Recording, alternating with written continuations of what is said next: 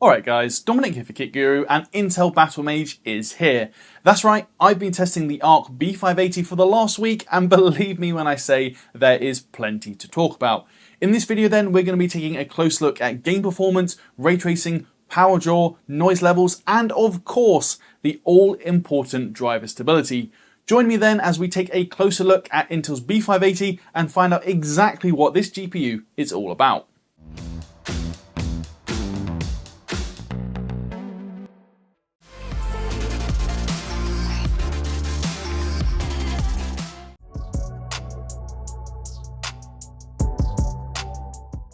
If you missed the announcement last week then, Intel's Battlemage discrete GPUs are now official, with the B580 leading the way with its £249 MSRP, and it's going to be available as of tomorrow, so that's December the 13th. A cheaper B570 is also coming in January, but for now it's all eyes on the B580. Intel is positioning this GPU head-to-head against the RTX 4060 and RX 7600, claiming superior performance and value compared to those two GPUs, while also offering a larger 12GB frame buffer, so it definitely sounds appealing on paper. Quickly going over the core specs of this GPU then, the B580 is using the Battlemage G21 GPU die, and that's fabbed on TSMC's N5 node. It packs in 5 render slices for a total of 20 Xe cores, and that means 2560 shaders overall. There's also 20 RT units, 160 TMUs, and 80 ROPs. As for memory, we find 12 gigs of GDDR6 operating over a 192-bit memory interface, and with memory speed at 19 gigabits per second, total memory bandwidth hits 456 gigabytes a second. Intel has also been able to crank up the clock speed significantly with Battlemage, and the B580 has a rated graphics clock of 2670 MHz, but a peak clock of 2850 MHz. Lastly, total raw power is rated at 190 watts, something we will look at closely in this review using my in-depth power testing methodology. For my testing today then, I am using a brand new GPU test system that's powered by MSI. I am going to make a dedicated video on this in a few weeks, but for now, the core information is that it's packing a Ryzen 7 9800X3D. We're using MSI's MPG X870E carbon Wi-Fi motherboard, and we've also got 64 gigs of Kingston Fury Beast DDR5 memory clocked at 6000 megatransfers CL30. Just before we dive into the benchmarks then, without spoiling too much, it's fair to say I did run into my fair share of driver issues throughout my testing. Intel did actually provide a few different drivers over the week, so some things changed, some things didn't, but as we go along I'm going to be talking about all the issues kind of as they happened, as I encountered them in various different games, and I'll tell you if things got fixed, if they didn't get fixed, in fact some things actually got worse, so we're going to go over that on a per game basis rather than having a whole section. It's going to be littered throughout the video. It's also worth pointing out that I'm going to be focusing on 1080p and 1440p gaming performance in this video. However, if you're a crazy person and you want to see 4K data, yes, I did test that too, but that's going to be over on the written article on kitguru.net, which I will link down in the description below. Our first game of the day then is Alan Wake 2, where at 1080p the B580 delivers 41 FPS on average, putting it dead level with Nvidia's RTX 4060. It's also just a handful of frames behind the RX 7600 and 7600 XT, but it does deliver a 24% uplift over the previous gen A750. Now, 1440p is too stern a test without using some form of upscaling, which I don't test with for my raster performance, but the B580 is still very similarly positioned to the RTX 4060 and RX 7600 in terms of its performance. Alan Wake 2, however, also proved the start of some of our driver struggles that we will document today, with a couple of crashes to desktop during my testing.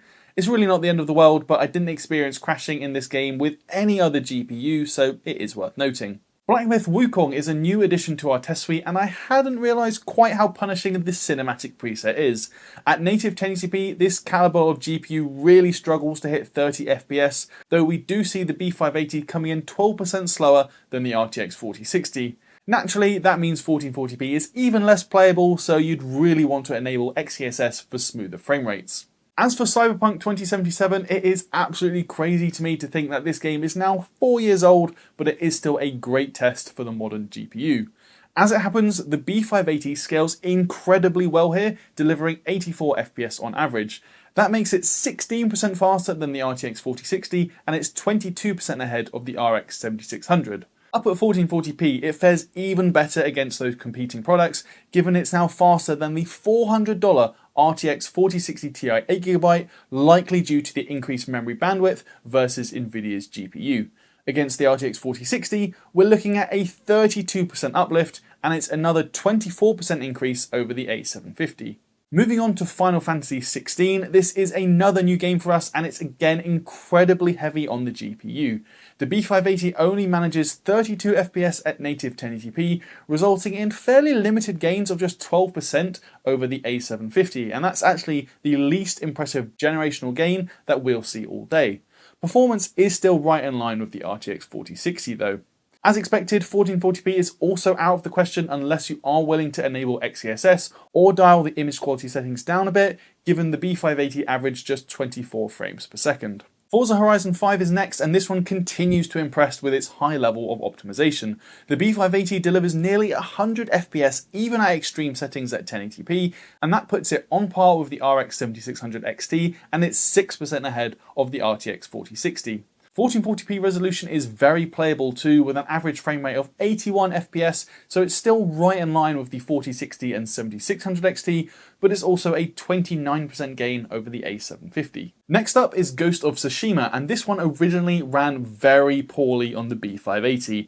As you can see here, just running through my benchmark area causes significant frame time spikes every few seconds, and it resulted in basically unplayable performance, which was very disappointing. Thankfully though, Intel did actually provide a new driver which fixed the issue completely. As you can see here, the frame time plot is basically flawless now, and overall performance is actually very impressive. With an average of 76 FPS at 1080p, the B580 is 14% faster than the RTX 4060 Ti 8GB, and it thumps the 4060 by a 39% margin.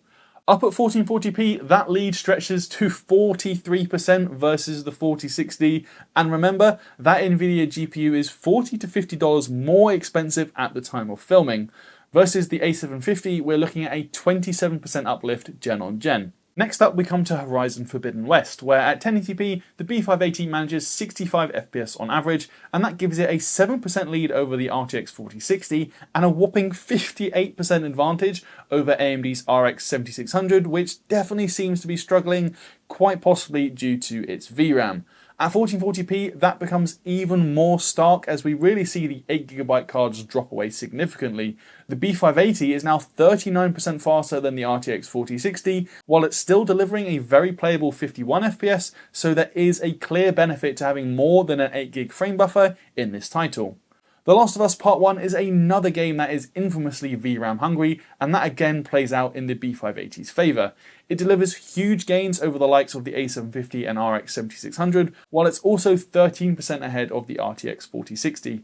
Up at 1440p, that gap widens to 22%, with the B580 managing 41 FPS at native resolution. As for A Plague Tale Requiem, here the B580 manages 55 FPS on average, and that puts it 6% ahead of both the RTX 4060 and the 7600 XT. It's also good to see that Intel's Battlemage series has cleared up an issue with the 1% lows that affected its first-gen Alchemist GPUs, so it's very pleasing to see that progress is being made.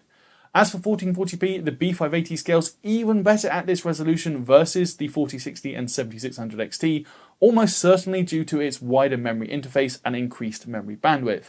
It's 13% faster than the 4060 for instance, and really not that far off the 4060 Ti. Next up we have another new addition to our roster, Senua Saga Hellblade 2.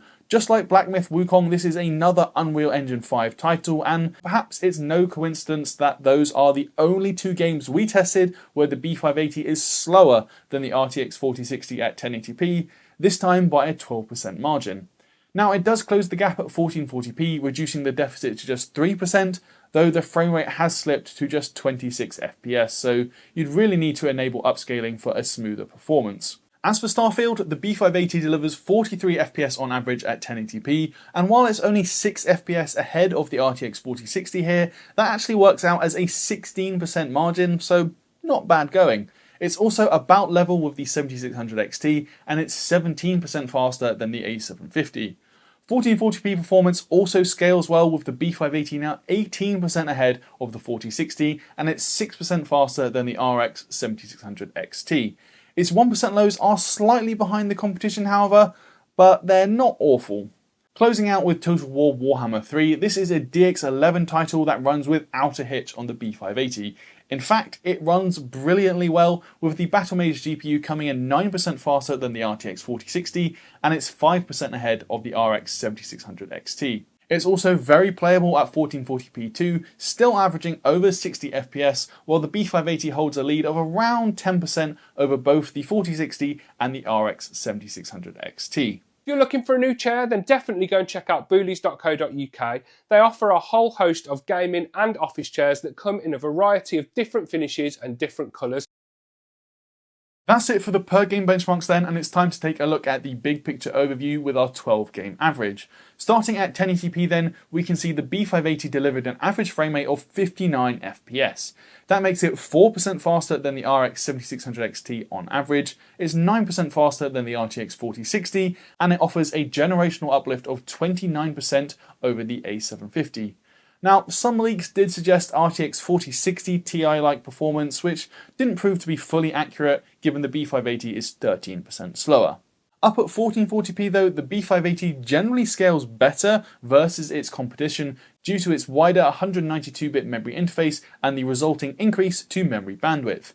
Here we found it to be 16% faster than the RTX 4060, while it's 9% ahead of the 7600 XT and still 27% faster than the A750, while it's also now only 8% slower than the 4060 Ti 8GB.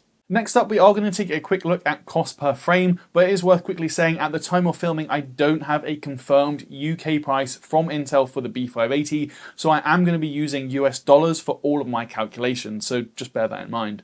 Taking a look at cost per frame then based on the MSRP, we can see that the B580 comes in at the top of the chart, delivering value that is clearly better than what either AMD or Nvidia can muster in this market segment.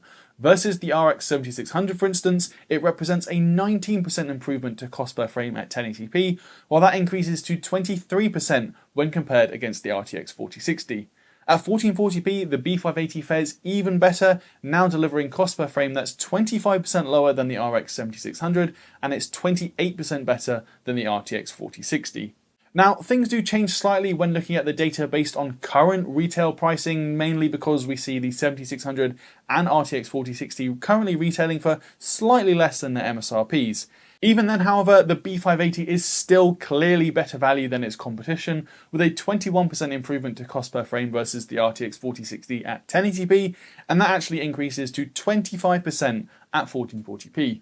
Moving on though, it's time to talk about ray tracing, where I am of course focusing on the 1080p resolution as 1440p proved to be a bit unrealistic for this class of GPU. Starting off with Alan Wake 2 then, we can see that despite using quality upscaling, the B580 doesn't deliver playable frame rates at 1080p, falling to 23 FPS on average. We can clearly see that it is streets ahead of the AMD competition however, and a whopping 62% faster than the A750, possibly due to its increased frame buffer.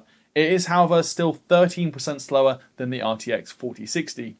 Next we come to Black Myth Wukong, and again we are using upscaling here, but even then the B580 only managed 17 FPS, so it's actually no faster than the last gen A770. Now, Intel did actually say to us that their latest driver supplied to us during the review period included a fix for abnormally low ray tracing performance in Black Myth, but even after updating I did not see any improvement. This game has clearly been designed with Nvidia hardware in mind, and you really need an RTX 4060 Ti to even begin to think about enabling ray tracing at 1080p. Moving on to Cyberpunk 2077 then, I have to say Intel are very lucky that I was feeling generous enough to even include this data in this review. That's because the game actually hard locks when using ray tracing on the B580 if, according to Intel, you have an X670E or X870E motherboard. Now, Intel's suggested workaround is to go into the graphics settings, hit F1 to reset the options to default, and then apply your desired settings, and you have to do this every time you close and reopen the game. Still, with perseverance, I was just about able to gather the benchmark data, but it goes down as a very, very janky experience, though performance is on par with the RTX 4060, which I guess is at least some form of silver lining. F1 24 is another game that gave me significant issues with very poor frame times on show. Now, Intel actually fixed the issues with one new driver, but in turn that broke frame generation, so Intel released another new driver which again fixed frame generation, but that unfortunately saw the inconsistent frame times return. It's a real shame, as looking at the average FPS, the B580 actually has a healthy lead over the RTX 4060, but the 1% lows are noticeably worse and result in a choppy experience.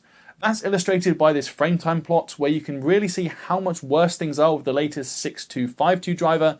As mentioned, the 6251 driver does fix the frame time issues, but it also breaks frame generation, so more time in the oven is clearly needed. If you're wondering as well, that's purely the reason why I haven't yet looked at frame generation on the B580, as 3 new drivers in a week left me reeling for this GPU, so I thought it was better to wait until things were slightly less fluid, shall we say. Moving on though, unfortunately, Ratchet Clank Rift Apart is another game where I just found game-breaking issues. As you can see here, every time I loaded into my save game to run a benchmark, the game just slowed to a crawl and stuttered along for about 10 seconds before it jolted into life and ran at seemingly normal frame rates. I have no idea why this was happening. It happened every time I loaded and reloaded different save files too, and it of course wrecks the benchmark numbers, so it has to go down as another game issue that really needs fixing. Thankfully, Returnal did play nice with the B580 and actually delivered some very impressive numbers. With both RT reflections and RT shadows enabled, the Intel GPU came in 16% faster than the RTX 4060 and is basically on par with AMD's RX 7700 XT, so Battlemage is punching well above its weight here. As for Shadow of the Tomb Raider, given this one only incorporates ray trace shadows, it is relatively light on ray tracing by modern standards. As such, the B580 is able to hit 78 FPS maxed out at 1080p, and that makes it just 4% slower than the RTX 4060, but a good 15% faster than the RX 7600 XT. Lastly then, we're going to finish up with Star Wars Outlaws, and this is another game that really tried my patience, as I simply could not go more than a single benchmark run at a time without it crashing, even when using Intel's latest driver, which supposedly fixes the issue. Again, like Cyberpunk 2077, the data is only really presented as a guide, as in reality, the game is simply not playable on the B580 due to those crashes. Intel really needs to get things fixed up sooner rather than later. Overall then, across the 8 games I tested with ray tracing enabled, the B580 is able to push out 42 FPS on average at 1080p. That makes it just 3% slower than the RTX 4060 overall, and that does include an absolute beating in Black Myth Wukong, so considering the price differential, I'd say that is a pretty good result. Compared to AMD, the B580 is also streets ahead, coming in 31% faster than the RX 7600 XT. The clear snag, however, is that the B580's 1% loads are definitely behind the RTX 4060, with F124 and Ratchet Clank driving down the average result. It's actually 16% slower than the 4060 when looking at this metric, so hopefully Intel's driver team can bring the lows in line with the average FPS result.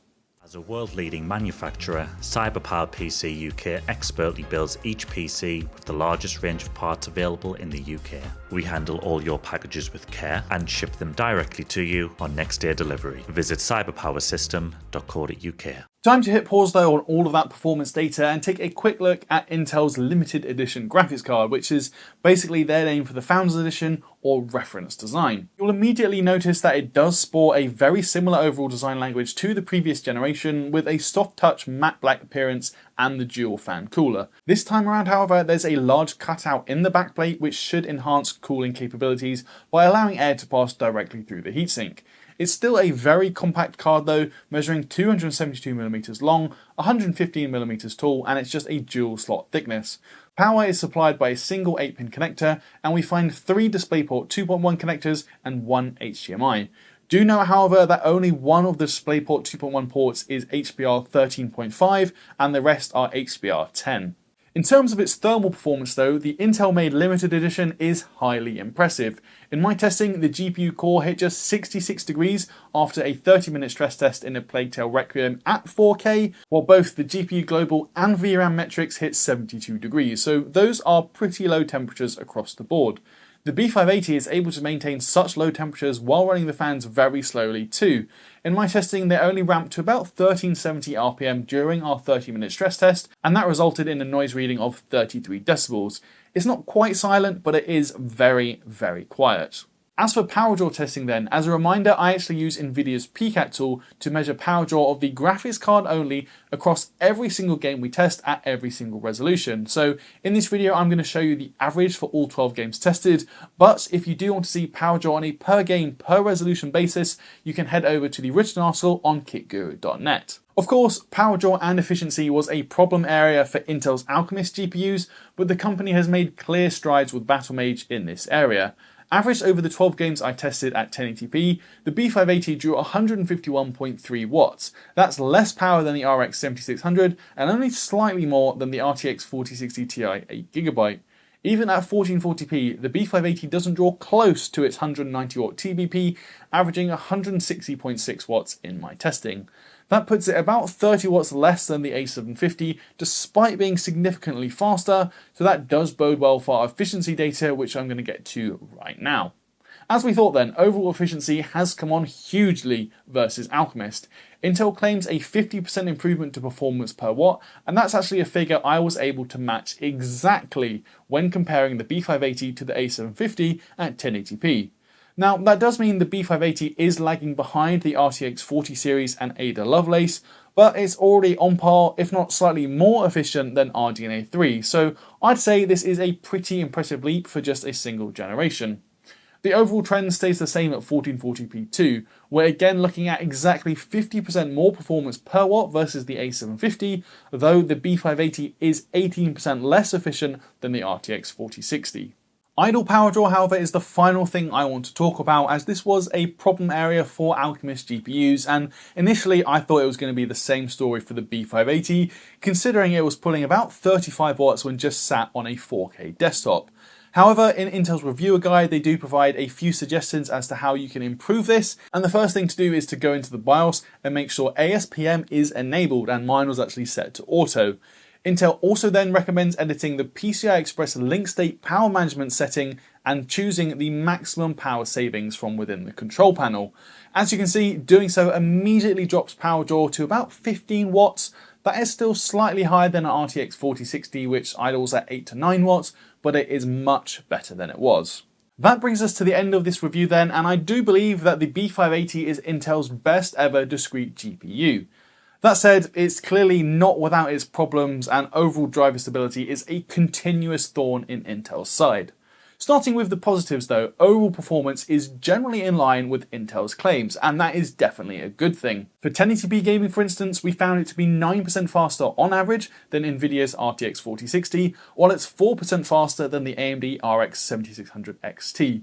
It scales even better at 1440p, but the snag is it does lack the GPU horsepower required to be properly effective at that resolution, at least not without enabling XeSS or lowering image quality settings. That performance data translates into a favourable value analysis too, at least when looking at prices based in the US.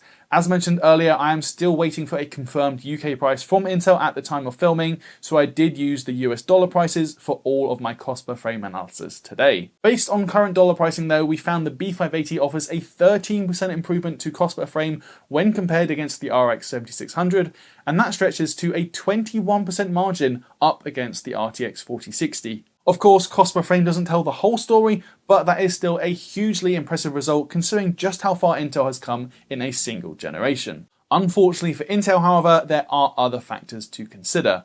For one, we're currently comparing the B580 against products that are nearing the end of their life cycle, things like the RTX 4060 and RX 7600. They've been on the market for nearly 18 months. It's all well and good for the B580 to look like good value today, but the reality is it's going to spend most of its own life cycle in competition with next-gen parts like RDNA 4 and the RTX 50 series, so it will have to continue offering impressive value well into the future. As you might have guessed, however, the main thing holding this GPU back right now is the driver situation. It really does feel like Groundhog Day in that respect. I'm not going to go over every single one of the issues I encountered as we already documented them throughout this video, but over the last week I ran into things like constant game crashing, hard locks, we saw poor frame times, generally bad performance in certain games, alongside frame rates grinding to a near standstill in titles like Ratchet Clank Rift Apart. Matters certainly aren't helped by the fact Intel actually provided us with no less than 4 drivers over the last week, just giving me the impression that the B580 is not quite ready for prime time, and it's a lesson I thought they probably should have learned by now, especially after all of the A-series shenanigans, but here we are. Right now it has been a very buggy launch. In fairness to Intel, I do believe that they are fully committed to improving things. We've already seen just how far the Alchemist series has come since its launch 2 years ago, and you may have also seen Tom Peterson doing the media rounds over the last week, and he is fully committed in the words he's saying to improving the driver situation. However, if the last week has taught me anything, it's that in terms of overall game stability across the board, competing products like the RX 7600 and Nvidia RTX 4060 will offer a better experience. I do believe there is strong potential for the B580 based on its performance, especially considering it's got 12 gigs of VRAM and it should launch at a lower price than both of those products. However, we really just need to wait and see what the driver situation is going to be like, as right now it is enough of an issue to prevent me giving it a firm recommendation. Stay tuned though, as we will hope to do plenty more follow-ups. We'll see how the driver situation changes and whether or not that will change our recommendation. Anyway guys, that is going to do it for this video. If you liked it, please do give me a thumbs up, and as always, let me know your thoughts down in the comments below. While you're there, please do subscribe if you haven't already, and ding that notification bell so you don't miss when we upload a new video. You can also come carry on the conversation with us in our Discord server, which is linked down in the description, and while you're there, you can consider helping us out by picking up some of our merch, like the t-shirts on screen now. Finally, if you're feeling particularly generous, you can even consider backing us on Patreon. That's it for this one though guys, I'm Dominic for Kit Guru, and I'll see you in the next video.